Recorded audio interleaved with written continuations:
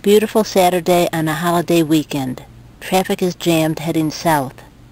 Where to go for an hour or two to enjoy the sun, waves, views, and people. Barry Haas of Hull told me that in his opinion one of the best views on the South Shore is from the old Jewish section of the Hull Cemetery. That would be my destination. Driving down Nantasket Boulevard, I stopped to watch the surfers out in the large incoming waves. Maybe someday.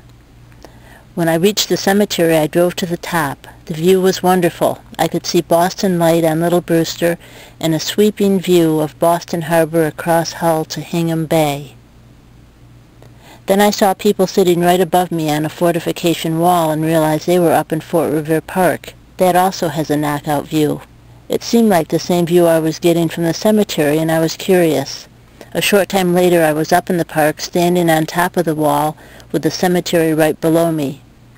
The view was even more spectacular. I'd enjoyed it before from the top of the park, but over by the picnic tables, not out on the wall. This gave me a much more exposed feeling.